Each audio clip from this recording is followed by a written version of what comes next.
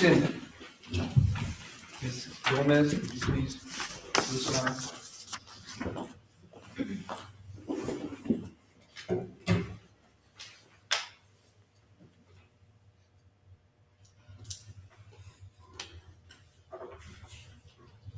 Please join me in prayer.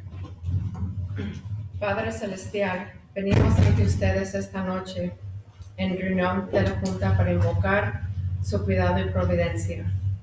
Nuestras escuelas son importantes para nosotros. Las relaciones entre estudiantes, maestros y padres son invaluables. Recordamos esos recientemente con el fallecimiento de uno de nuestros queridos maestros. Señor, gracias por Laura Zavala. Gracias por dejarnos conocerla, enseñar con ella y reír con ella. Por su gracia hemos tenido la bendición de haber trabajado con Laura. Nuestros estudiantes han tenido la bendición de haber aprendido de ella. Confesamos que hay ocasiones en las que valoramos más los regalos que nos envías.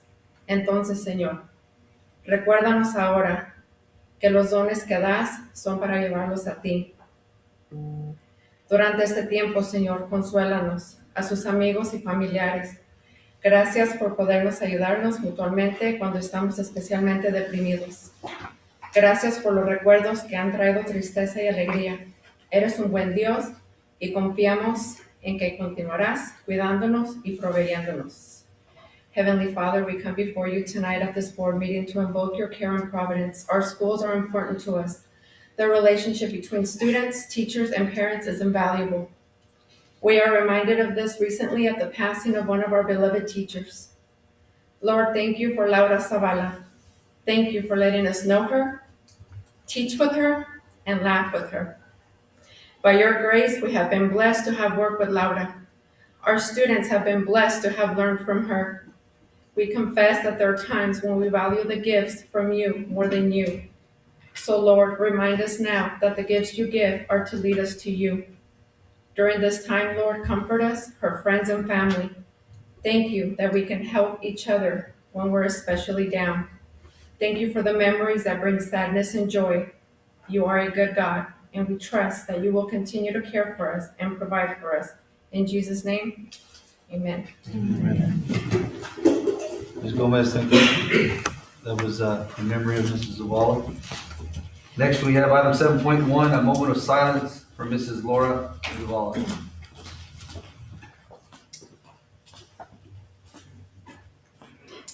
So to kind of piggyback on the invocation, as many of you know, we lost Mrs. Zavala unexpectedly on March 1st. She was a fantastic teacher, 22 years of experience in the district.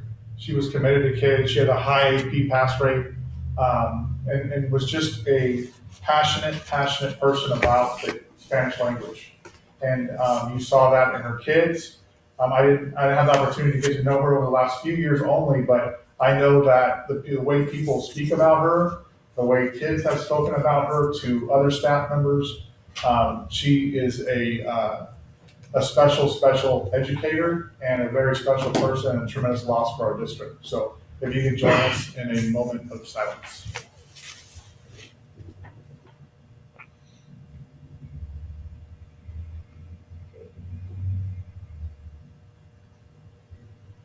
Thank you. And now, 7.2. 7.2, we have Department Recognition, Food Services.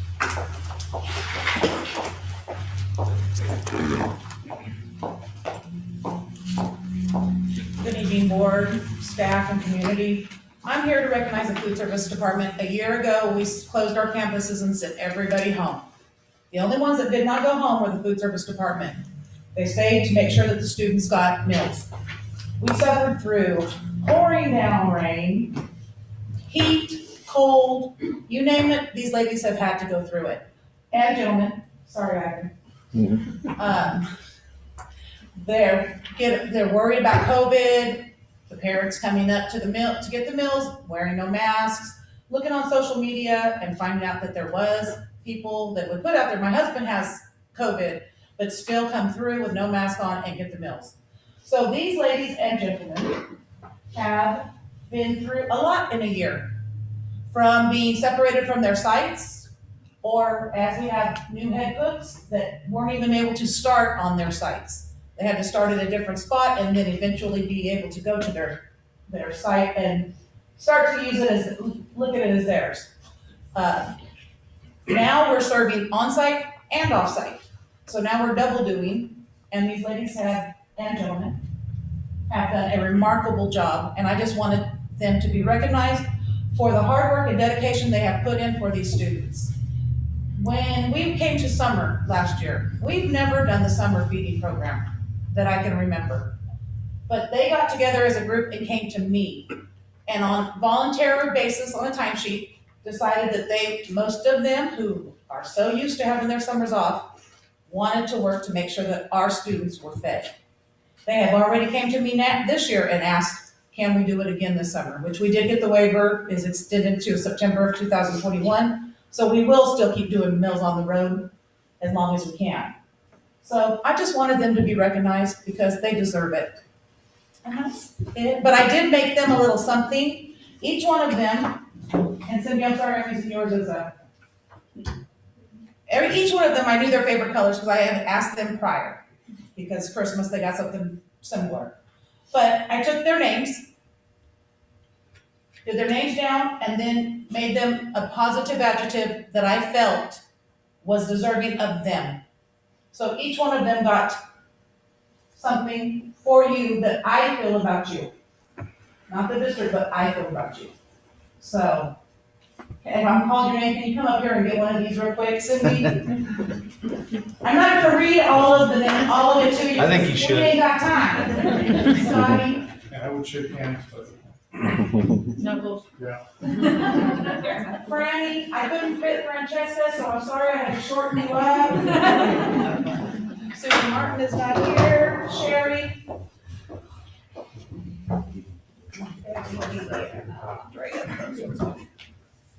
And mind you, nobody had to come tonight. I told them if they chose to come because of COVID. Melissa. Alma.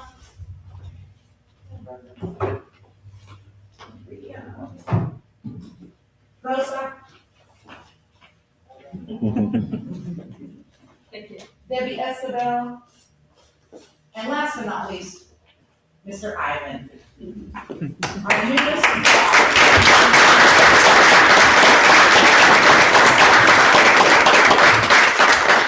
Very nice job. Thank you guys from the district. We know how hard you guys have been working front lines. We definitely know. I see them out at the Y's. They've been doing a fantastic job and help, keeping our kids fed in a horrible situation. So that's been important. Thank you. I would just like to say thank you also, not only how you guys been absolute soldiers and just completely relentless, by just committing to the kids. I can't thank you enough for being committed. Thank you so Oh, I much. forgot we have these too. Yes, we have certificates. That's mine. I didn't expect one, but okay. Scotty Esvito. Oh, almost in the same order. Not to see faces. Cindy. And I'll send you a royal. Francisca Gutierrez Pedrillo. Susan Martin, not here. Sherry Reed. Melissa Barrett.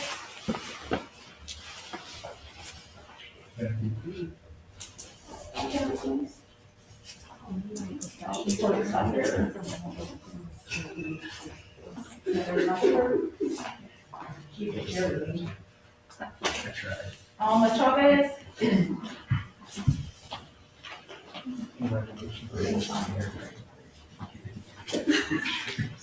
Debbie's not here.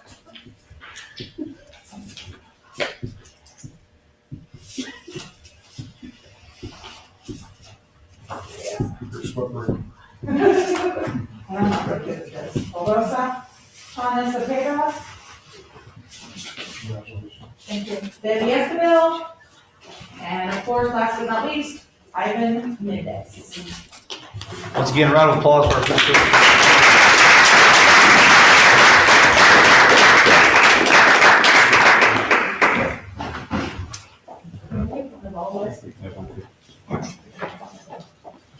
Thank you, Rhonda. Well, everybody get together and we'll take a quick picture.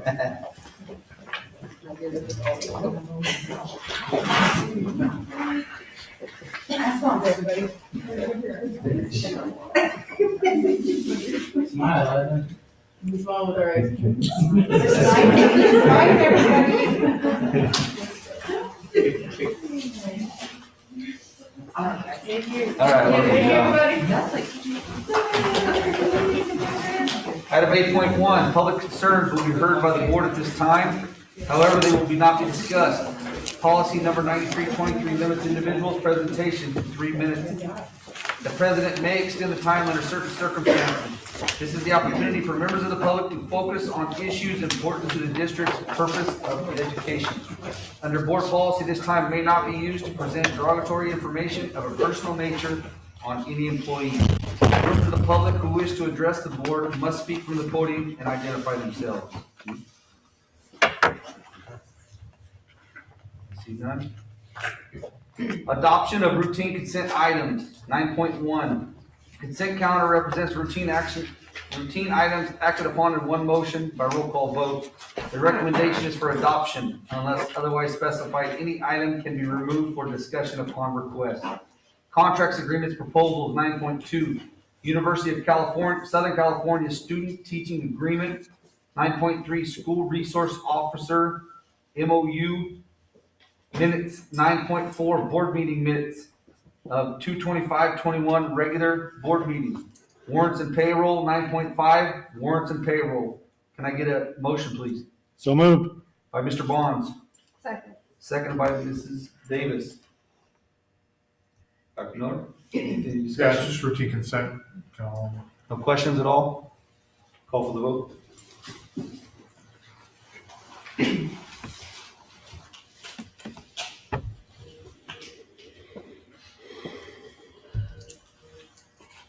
And it passes. Action items, 10.1, 2020-21 second interim budget report. Is there a motion? So moved. By Mrs. Davis, seconded by Mr. Van Wert. Good evening. I have a presentation for you, a short presentation on the second interim report. And this is the opportunity to look at the budget for the second time in the year. It's from the period of July 1st through January 31st. And so let's take a look at some of the changes that have happened since first interim when I reported. And one more ahead, I think. I'm gonna keep going. Okay, so if we look back at what I presented for the first interim, this is what the budget assumptions looked like. There was the COLA, which was 2.31%, and then a COLA suspension, essentially not funding the COLA. So I wanted to provide that for you for reference. If we look at the changes, moving on to the next slide, what happened since first interim was the January governor's budget. And in the budget proposal from the governor, he has projected to fund the COLA for next year and the year after that. So if we look at that same chart on the next slide, you can see in yellow where I've identified the COLA for fiscal year 21-22 and 22-23. And then instead of suspending the COLA in those 2 out years, there's a funded COLA of 3.84% in next fiscal year, and in the following fiscal year, the Department of Finance estimates a 2.98% funded COLA, while School Services of California is a little more conservative and funds the COLA at only 1.28%. But that's a significant difference because funding a COLA means there's additional dollars to the revenues that we receive for the district. So we move on to the next slide, and we look at how the COLA affects the revenues. Actually, send up to the next one.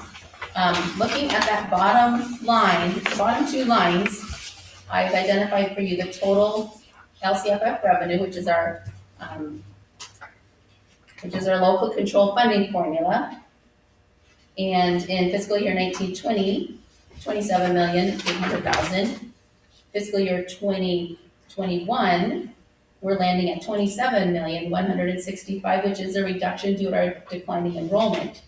Then this slide shows adding the funded COLA for fiscal year 21-22, bringing our LCF revenue up $1.2 million to $28,380,000. And then in 22-23 with a funded COLA, because we have an impact of our declining enrollment catching up in that year, we don't see a significant increase in revenue, even though the COLA is funded. But you could follow how funding a COLA makes a significant difference in that chart. So looking at revenues since first interim, there have been pretty insignificant changes to revenues. It incorporates different amounts for federal entitlements and state revenues. On the next slide is a breakdown by category of the revenues for this current year. Moving on to expenses. Here are the budget adjustments to expenses in the current year.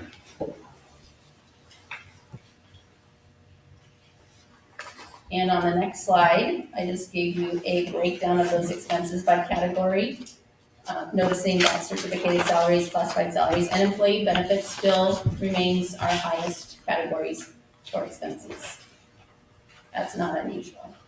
So if we look specifically at our first interim salary and benefits, with the revenues not being what they are with the funded COLA, we can see that in the out years, 21-22 on the chart, it says 83% of revenues was going to salary and benefits. And in the year 22-23 on the chart, you can see 85% is going to salary and benefits. So because the COLA is now projected to be funded, let's take a look at how it looks at second interim.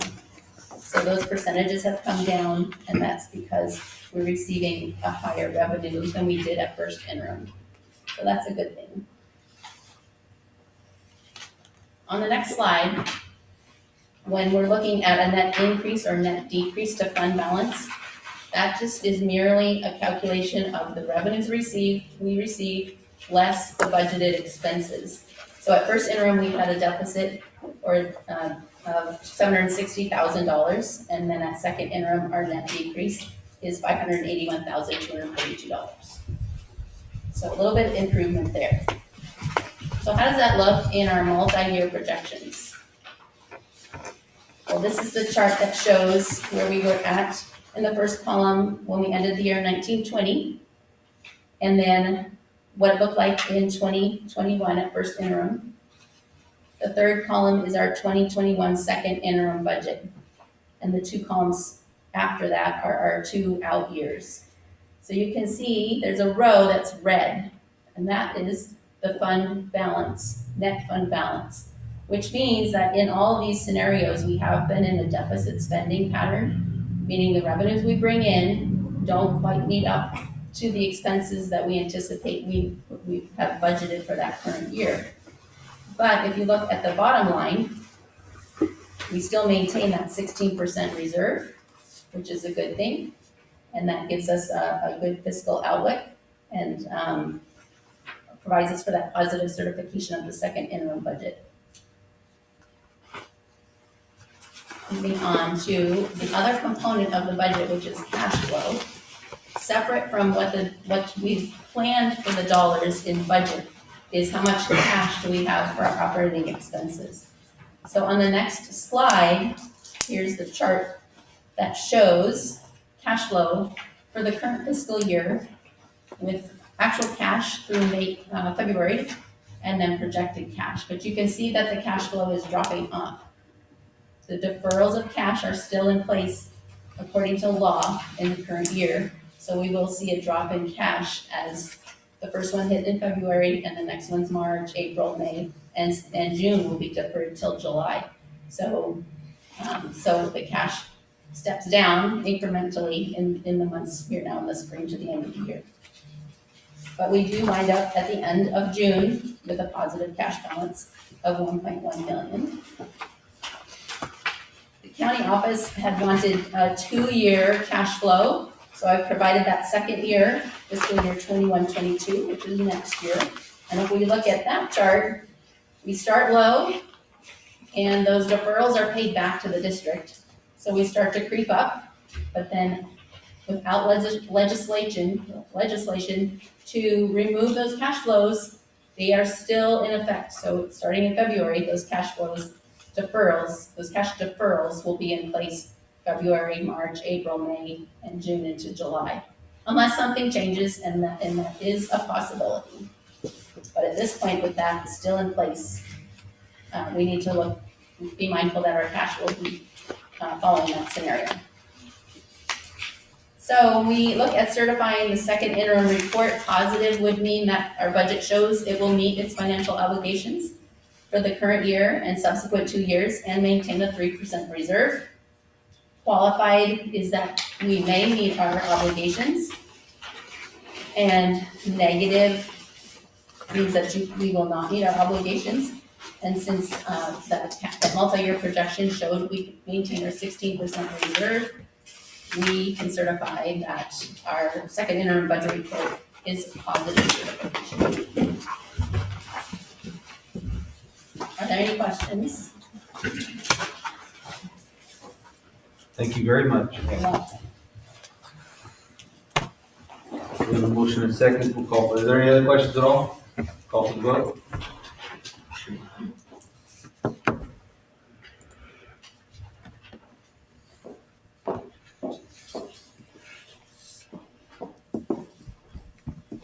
Passes.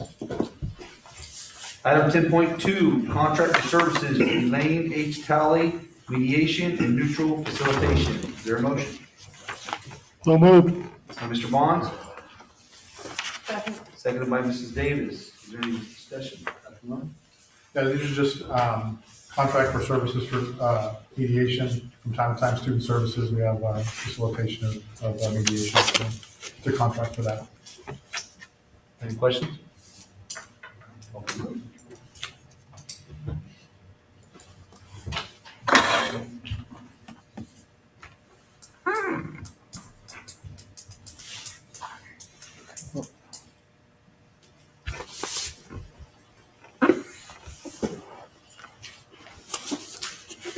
Passes. Item 10.3 was removed. Item 10.4, Cisco Utility Call Manager, Unity Call Manager Upgrade MOU with NCOE. Is there a motion? So moved. By Mr. Bonds, Second. second by Mrs. Davis. So this is basically just an opportunity to upgrade the district phone system, and it's about $1,000. Are there any questions? Call for the vote.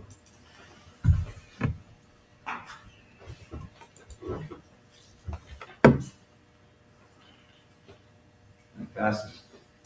Item 10.5, energy efficiency and AB 841 design build program with Sizerco. Sizerco Energy Solutions Incorporated. Thank you, Dr. Miller. Can I have a motion, please? So moved. By Mrs. Davis, seconded by Mr. Bonds. Dr. Miller. Yeah, so this is AB 841 is basically state money that allows districts to upgrade their water, gas, and electricity fixtures. And so Matt and Melissa have been working with a company called Sizerco that is widely respected, and they basically did an assessment of our district, and we need to submit the paperwork by April 1st to get the state money to be able to upgrade some of the facilities, like I said, the fixtures associated with water, gas, and electricity. There's conversations about putting solar on different parts of the district, like different offices, like student services and have solar, the district office, maintenance department, potentially other places throughout the district. And then also just different, like I said, again, just anything associated with water and gas, everything associated with just anything that has to do with that falls under AB 841. And so they have basically made an intent to go with this company, and they're a state-approved company, Sizerco is, and so they're going to move forward to the next step. And you want to share a little bit the next step? What's the next process? Next process is just approving this, and then they'll give us give us an analysis and audit of the district, and then show us where we can save. And they're roughly projecting about $135,000 savings in our energy bills annually. Any questions? Call for vote.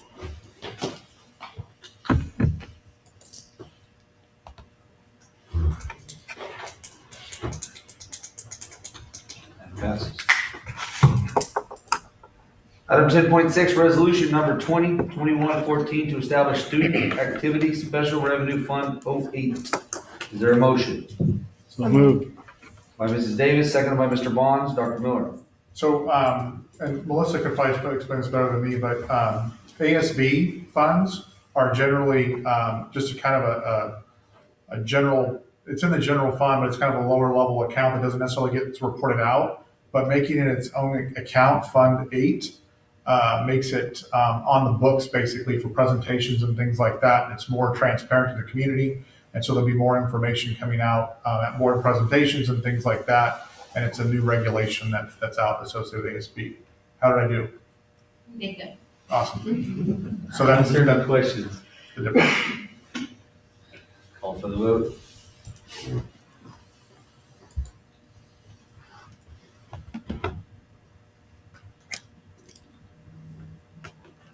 It passes. Item 10.7, 4G LTE Project Amendment Agreement. Is there a motion? So moved. By Mr. Bonds, Second. seconded by Mr. Van Wert. Ajay. So if you recall at the last board meeting that Pajay presented at, we talked about going from 4 towers to 3 and actually raising up 2 of the towers to 90 feet. And so we'll actually cover more students that way and have better speeds by doing that, moving from 4 to 3, but going up higher based on the information that we received from Nokia and their companies. And so this is basically amendment request to the initial request that we had. And like I said, that was all discussed at the last board meeting. Are there any questions? Call for the vote. And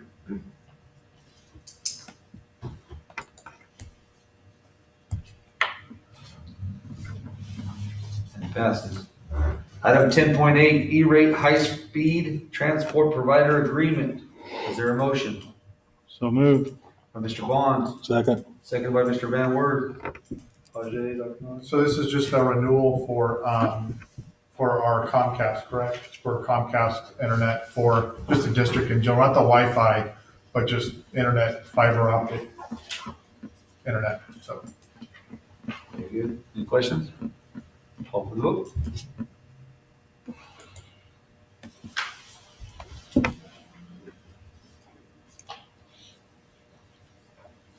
It passes. 10.9, Conterra fiber lease for 4G LTE. Is there a motion? By Mrs. By Mrs. Davis, second by Mr. Bonds. I think it was a Reyes, I think. Was it a res? I thought I heard you, I'm sorry. Got great hearing over It was these two at the same time. Oh, I thought it came from you, that's why. there. Dr. Miller, please tell us about. This is an opportunity, basically we need to, the fiber optics is in the ground, correct? We need to basically lease that for the 4G project to work. And so we have cell towers, but we also need to lease the fiber optic that's in the ground. So this is the amendment to be able to do that. Are there any questions? It's $1,906 a month forever. For 5 years, and we are using ESSER connectivity funds for this, right? The federal connectivity grant for this, and so it's That was my next question. Yeah. Okay, thank you. Are there any other questions? Call for the vote.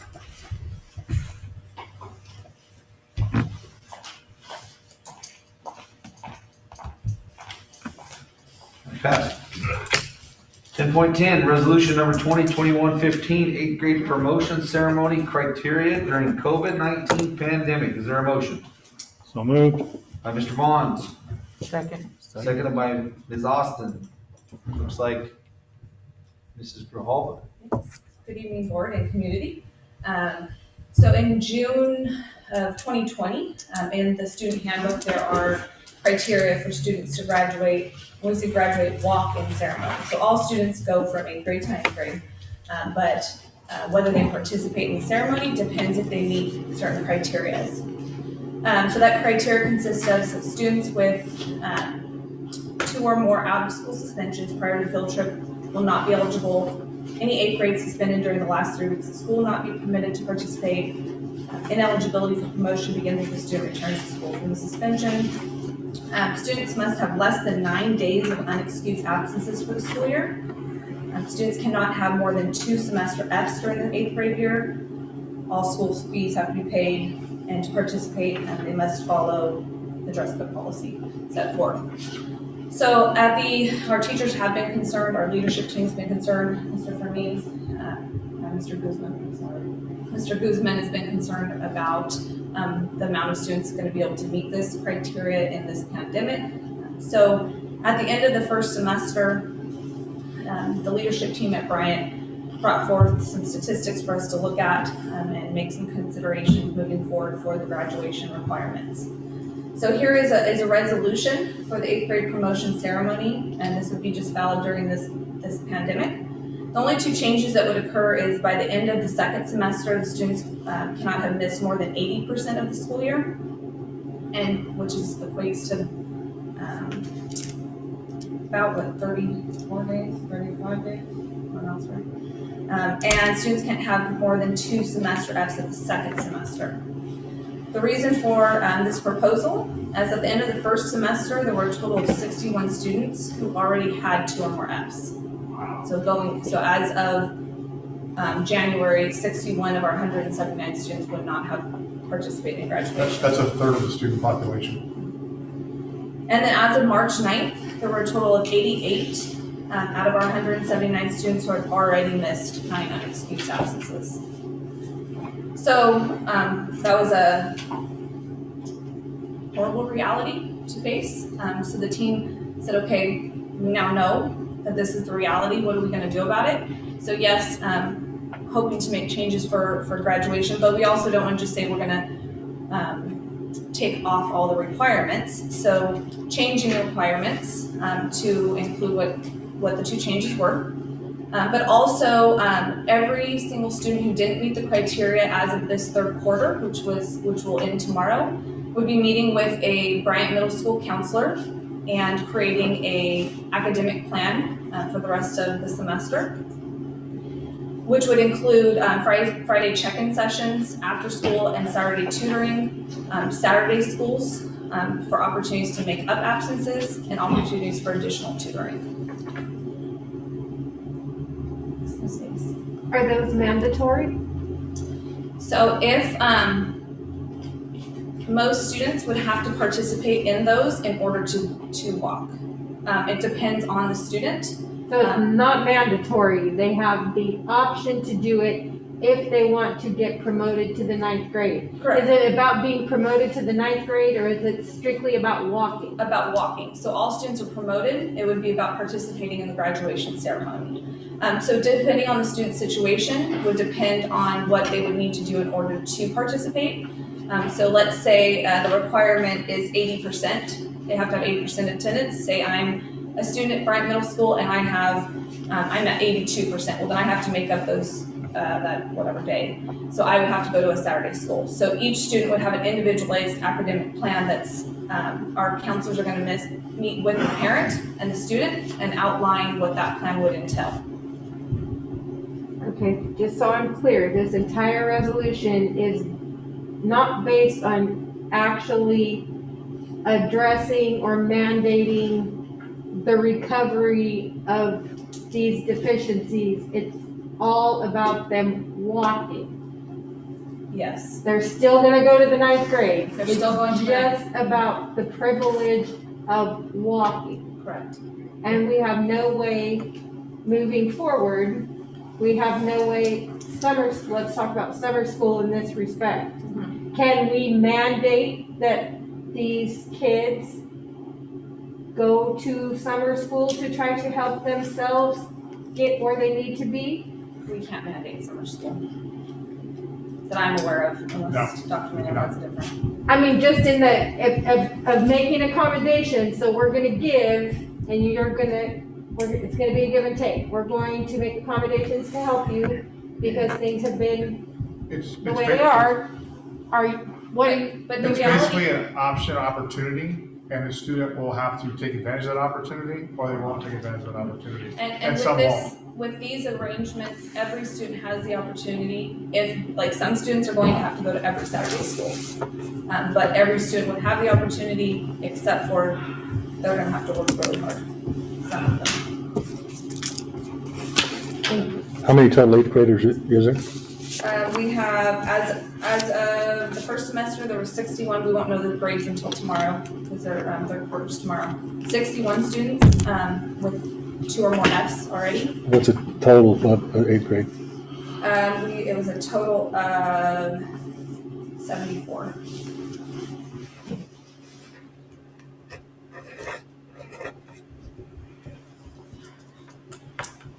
Okay? Thank you. Thank you. Are there any other questions? Call for the vote.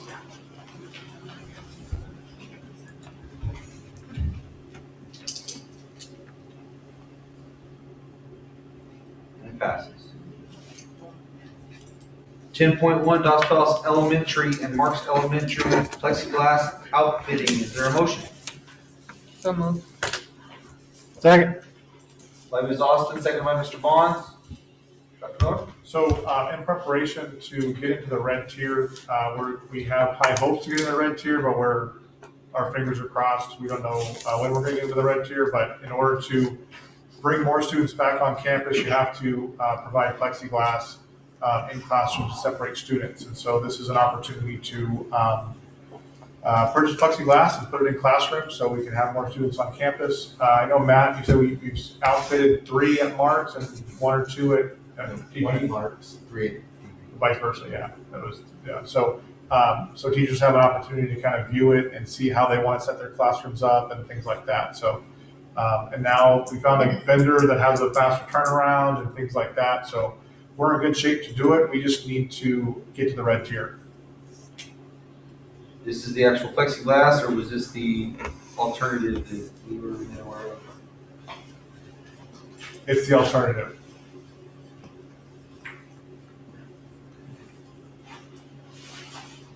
Total on here still says $200,000 worth of plexiglass per campus. Those numbers you gave us earlier was wider. Yeah, it should be $35,000 per campus, but I think what happened is that the board agenda came out before we found that vendor. So so what it's are actually- we being asked to approve here tonight? Approximately $35,000 per campus, so $70,000 total versus the 200. Is everybody clear on that? And that is COVID monies. Understood. Everybody clear on that? It's not the $200,000 that was originally quoted on here. It's the, 70,000. and that was a different product called what? That was actually plexiglass. It is plexiglass? Yes, we're going to a polycarbonate. A polycarbonate plexiglass, so it still meets the same criteria Yep. as they're set up? Yep. And it's actually, I just have a quote right now, it's exactly 73,000 per whole session. Approximate 70 close. Is that clear to everyone? Are there any other questions on that? Call for the vote.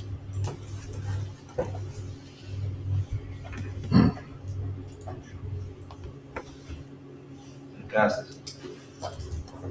Personnel. Item 11.1, extra pay for extra duty, Saturday school and before and after school intervention and supports for students. Is there a motion? By Mrs. Davis, Second. seconded by Mr. Van Wert. Dr. Miller. Based on Mrs. Grijalva's presentation, this is the intervention and support that's associated with the support for Bryant Middle School students. Are there any questions? Call for the vote.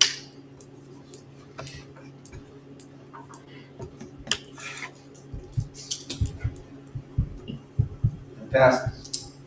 Item 11.2, volunteer baseball coach, Dos Palos High School, recommended candidate, Brent Jones. Is there a motion? So moved.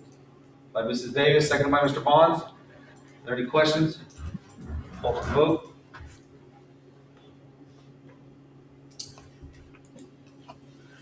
It passes. 11.3, volunteer softball coach, Dos Palace High School, recommended candidate Madison Pierce. Is there a motion? So moved. By Mr. Bond, seconded by Mrs. Davis. Are there any questions? Call for the vote.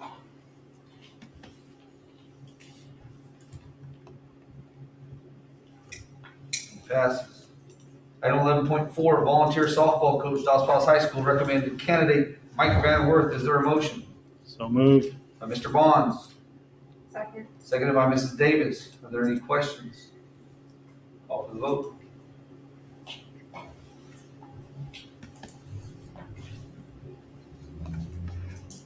It passes. Item 11.5, volunteer baseball coach, Bryant Middle School, recommended candidate Nathan Mason. Is there a motion? So moved. By Mr. Bonds, Second. seconded by Mr. Van Wert. Are there any questions? Call for the vote.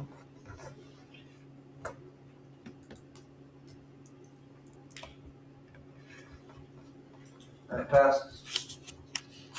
Item 11.6, baseball assistant coach, Bryant Middle School, recommended candidate Brian Gunther. Is there a motion? So moved. By Mrs. Davis, Second. seconded by Ms. Austin.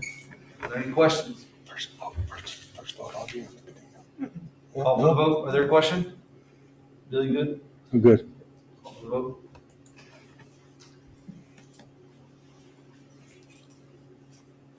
And it passes. Item 11.7, extra pay for extra duty, expanded learning. Is there a motion? Moved. By Ms. Austin, Second. seconded by Mr. Van Wert. Are there any questions? Dr. Miller? So, this is basically associated with, AB 86, recently passed by the governor, allocating money to the district. And so 10% of that, needs to be spent on paraprofessionals. And so, we would like to allocate $40,000 to paying teachers, paraprofessionals, EL specialists, and support staff to support students before school and intervention. So it's actually extra intervention for students, similar to the program at Bryant Middle School, but kind of district-wide, and using these funds from the state to be able to create those opportunities. So it's kind of before school, after school, exceeding hours of teachers and paraprofessionals and things like that, so at the various school sites. Very good. Are there any questions? Call for the vote.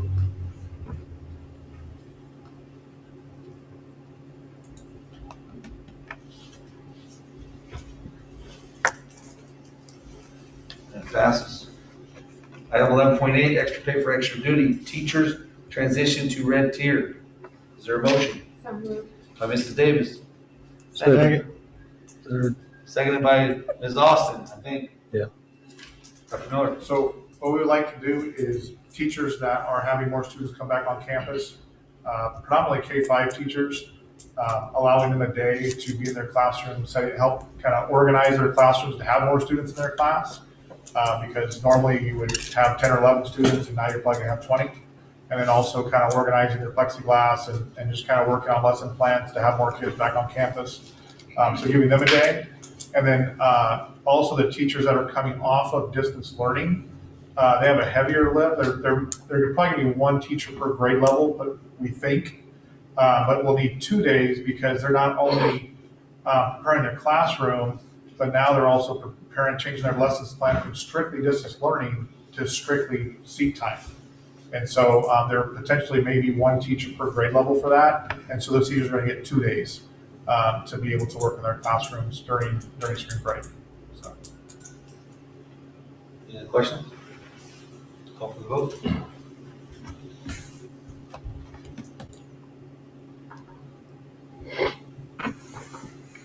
It passes. Item 11.9, PBIS MTSS contract days for continued training support. Is there a motion? So moved. By Mr. Bond, seconded by Ms. Davis. So Bryant Middle School has done a lot of work over the last few years regarding TSS and PBIS, which is a behavioral intervention program. And so this is basically a contract to continue with Merced County Office of Ed, and it's through Title I funds, categorical funds, to be able to pay for that, the support. So, there any questions? Call for the vote.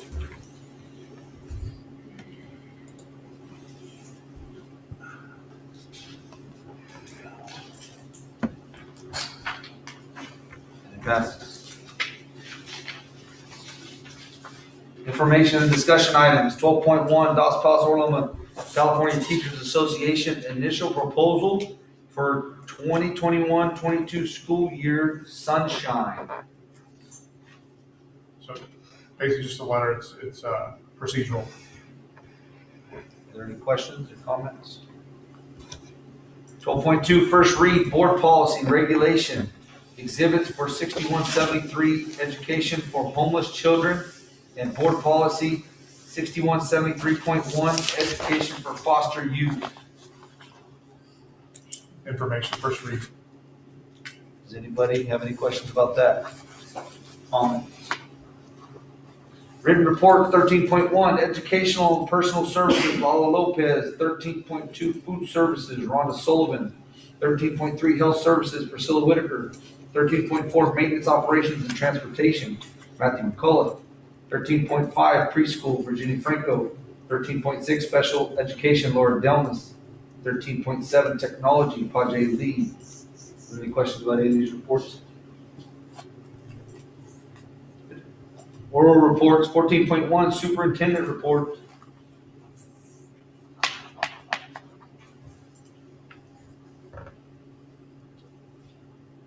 I just want to kind of reiterate, I know we talked earlier about the red tier, going into the red tier. And it used to be active cases per day. I think daily cases it needed to be at 7, but now it's down, it's up to 10. But we've kind of fluctuated between 12. We were at 12 the other day, then we were at 14, we were at 12.9, and I think we're back up to 14 or 15.9, I believe. And so the positivity rate is below as what we need to be, but the daily case count is still too high. And so with that being said, we need to have our case count below 10 for 2 weeks to go into the red. And so if we did that today, we could bring students back technically April 7th, April 8th. And so, or April 8th, I believe.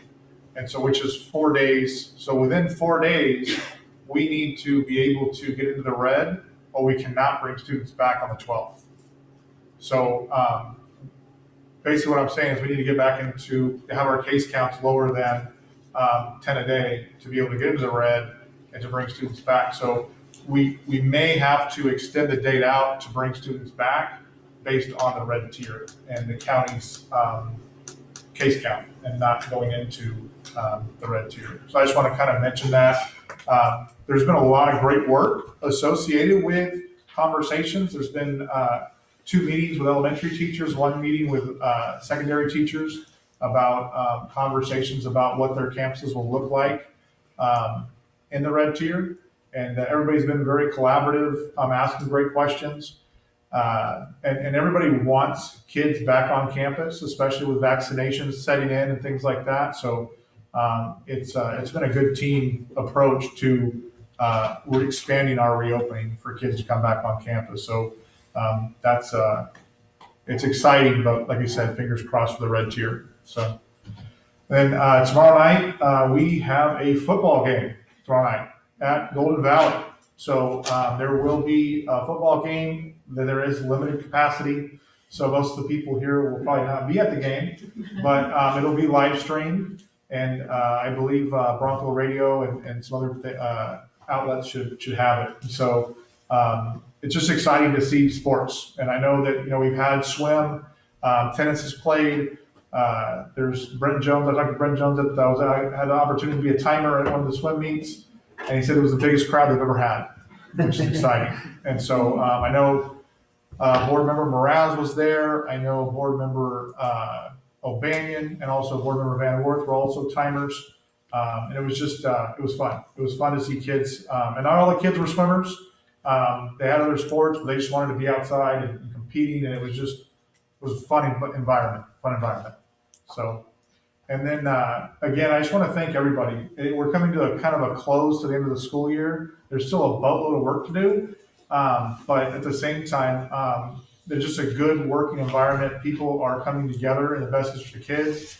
We are so ready for the pandemic to be over, but at the same time, we're still making the best decisions in the interest of kids. And so I just want to commend everybody for that, and I want to thank you for that. So that's all I have.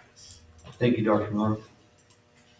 14.2, report from board members. Ms. Austin, do you have anything to report? Nope. Mr. Renworth? No. I have nothing. Mrs. Davis? I had an opportunity to attend the WASP meeting for George Christian via Zoom. I was part of that when they were here 4 years ago, 5, whatever it's been. I want to thank and commend Mr. Lemos and his staff for truly taking to heart the recommendations that were made and applying the fixes to that. Dr. Swank, it was very evident that she was impressed with, even in the midst of this pandemic, what you and your staff have been able to do with regard to making the improvements and taking the recommendations that they set forth. So thank you, Mr. Lemos and your staff for that. It was a really productive meeting. I'm looking forward to participating in the portfolio day tomorrow at the high school via Zoom. I'm sure that's going to be interesting, but it's just nice to see that kids are still getting to do some of the things that they would normally do if we were not in a pandemic. And Mrs. Sullivan, thank you for taking it upon yourself to have those things done and recognize your staff, just like everyone else has put in extra effort. They truly have been like the postman. They've been out there in the rain and the cold and the heat. So thank you for taking the initiative to do something and recognize them. It's very much appreciated. That's all I have. Thank you, Mrs. Davis. Mrs. Reyes? I don't have anything. Mr. Bonds? I'd also like to thank the food service. I see you guys on a daily basis out there. You guys always have a smile, having fun doing what you do. It's great for the community. Matt, I want to thank you and your crew. You guys are busting butt. I see you guys out and about too. It's awesome, the changes you guys are doing, the way things are looking. The rest of the staff, I want to thank you. I'm not on campus, so I don't really see what you guys do, but I hear good things about the rest of the staff. I want to thank you guys all for hanging with us through these hard times. Mr. Lincoln, I'm sorry, I have one more thing. No, it's not your turn. Okay. Go ahead, Mrs. Davis. I've heard from a lot of parents in the last couple of days, so if you're watching us, I am just as tired of having to tell you, I'm really sorry, our hands are tied, there's nothing we can do, as all of you, and especially the parents, are of hearing it, because there is no common sense in this. Does it make any good sense that you can play a contact sport and not be able to cheer on the sidelines? Any common sense at all? No. So I just want you to know that I am sorry, but I am just as frustrated as all of you that you hear from us all the time. We're really sorry, our hands are tied, there's nothing we could do, because if there was something we could do, any of the 7 people that sit up here, if there was something that we could do to help you, help these kids, I'm sure any one of us would jump at the chance to do it. But the reality is our hands are tied and we're really sorry, and there's just nothing that we can do.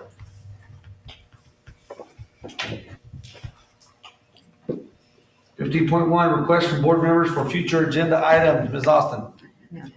Mr. Van Worth, you have something? I'm gonna wait. You gonna wait? Mr. Tremaine has nothing. Mrs. Davis? I would like to have agendized some kind of presentation, where we're at in terms of loss of credits, failing, how that's going to impact moving forward into the next school year, because I believe if you are behind an X amount, then that automatically sends you to alternative education. Am I correct? Not all the time. Okay. I would like an explanation of what that looks like and where we're at, because the grades right now, next month, where we're at and what that's gonna look like moving forward and what our plan is to try to get these kids recovered so they can get back on track towards meeting their goals for graduation, please. Absolutely. Thank you. Mrs. Reyes, Anything. Mr. Vaughn, I'll wait till next time. you wait till next time too. Okay, 16.1, I need a motion to adjourn the meeting. So moved. By Mrs. Davis. Mrs. Gomez come up and adjourn the meeting, please. Do we need to vote on it first? Yeah, you want to vote, I'm sorry. Didn't mean to jump, I just didn't want to lose that moment, so. Gotcha. First by Mrs. Davis, second by Mr. Vaughn. Call for the vote. What did I first and second?